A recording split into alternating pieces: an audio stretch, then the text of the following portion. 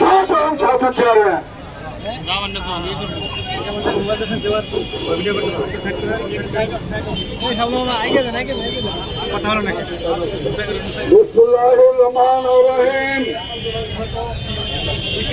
ঐতিহ্যবাহী তালতলা চত্বরে হঠাৎ করে দাঁড়াতে বাধ্য হলাম। প্রিয় সখীপুরবাসী, গত রাত্রে একটি পোস্ট দেখলাম, ছাত্র জনতার ব্যানারে একটি বিক্ষোভ সমাবেশ তালতলা চত্বরে। সেটা দেখার উদ্দেশ্যেই তালতলা চত্বরে এসেছিলাম,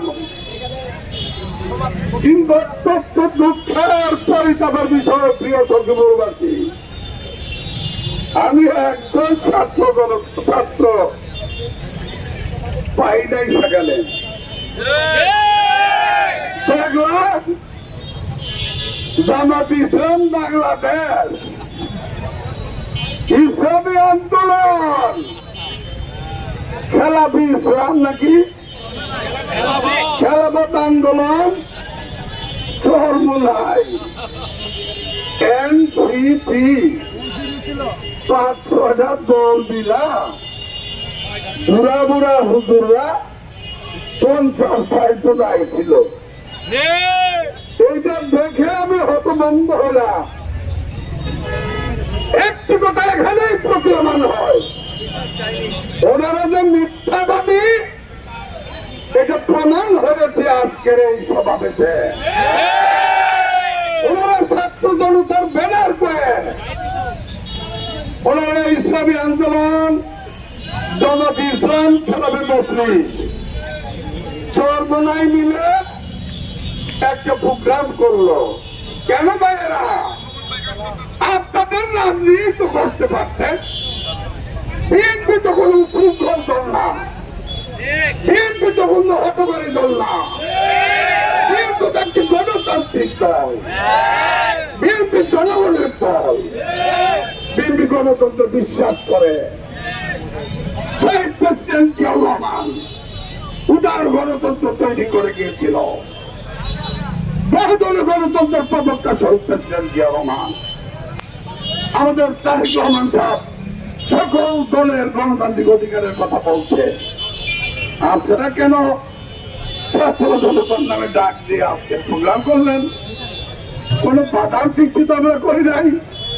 দেশে তো আওয়ামী লীগ নাই, কিসের ভয় আপনাদের? একটি কথাও তো আওয়ামী লীগের বিরুদ্ধে বললেন না। আওয়ামী লীগ দেশের সকল টাকা লুটপাট করে নিয়ে ভারতে বসে দেশকে একটা অস্থিতিশীল পরিবেশ সৃষ্টি করার জন্য ষড়যন্ত্র করছে। বিভিন্ন জায়গায় চাঁদাবাজি, খুন খারাপি, বিশৃঙ্খলা সৃষ্টি করছে।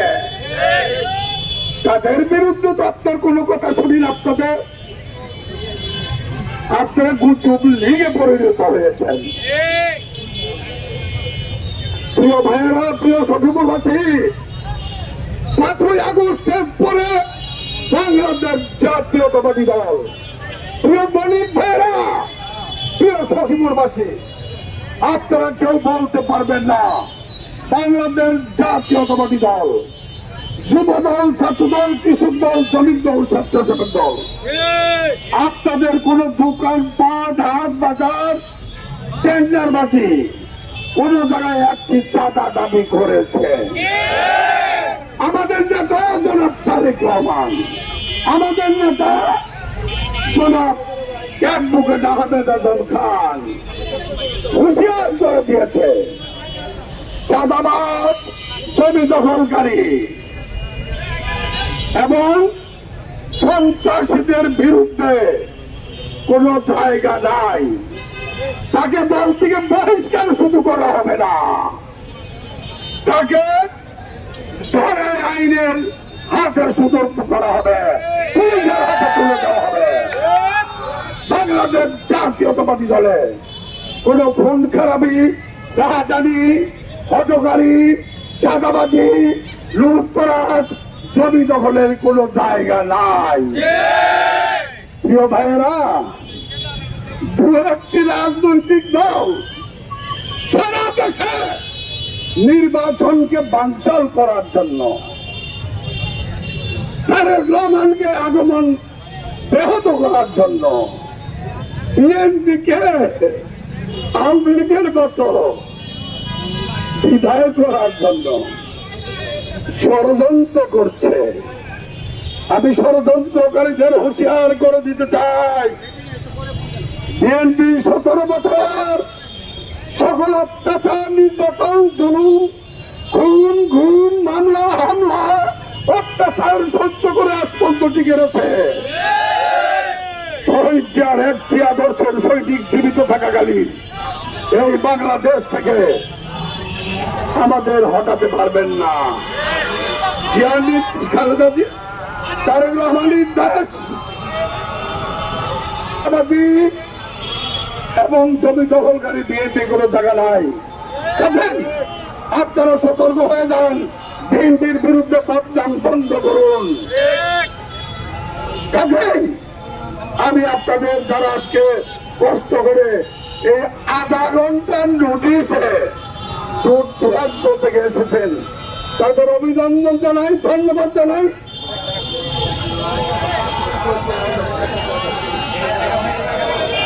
এবং আসামের পরে 1 মিনিট কথা বলি।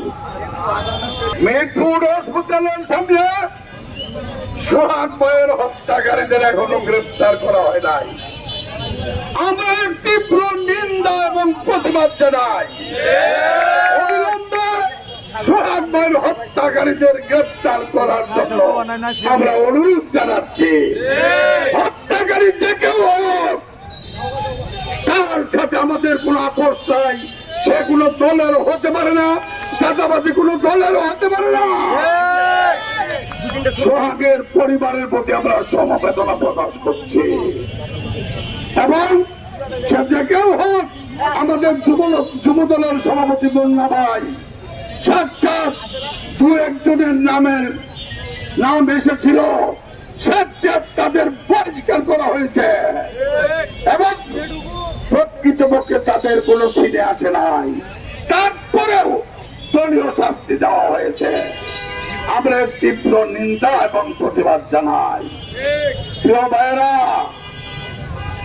আমি আরেকটি কথা বলে শেষ করব। আপনারা সতর্ক থাকবেন। সারা দেশে বেহেশতের চাবি বিক্রি শুরু হয়েছে। ভোটের নামে কিছু কিছু লোক বেহেশতের চাবি বিক্রি করতেছে। নাউজুবিল্লাহ, আস্তাগফিরুল্লাহ। এদের থেকে সতর্ক থাকবেন। তারা মহল্লায় আপনারা ঐক্যবদ্ধভাবে সংগঠন গড়ে তুলুন। আগামী ফেব্রুয়ারিতে নির্বাচন হবে ইনশাল্লাহ। তারেক রহমান বীরের বেশে বাংলাদেশে ফিরে আসবে। বাংলাদেশের কোন শক্তি নির্বাচন অপশক্তি ফিরাতে পারবে না। অন্তর্বর্তীকালীন সরকার রাষ্ট্র পরিচালনা করছে। আমরা তাদেরকে সহযোগিতা করতে চাই, তাদের সাথে আমরা আছি। ইউনিয়ন সরকারকে আমরা সহযোগিতা করতে চাই। সরকার সময় নির্বাচন দেন। আর প্রতিপক্ষ ভাইদের বলি, মাঠে আসুন, মাঠে আসুন, নির্বাচনে ভোটের মাঠে আসুন। দেখা যাবে ভোটের মাধ্যমে প্রমাণ হবে কি আর কতজন জনসমর্থন আছে। ভোটের মাধ্যমেই প্রমাণ হবে। এই কথা বলে আপনাদের সকলকে ধন্যবাদ, অভিনন্দন জানিয়ে আমি আমার বক্তব্য শেষ করছি। খোদা হাফেজ। বাংলাদেশ জিন্দাবাদ। বাংলাদেশ জাতীয়তাবাদী দল জিন্দাবাদ।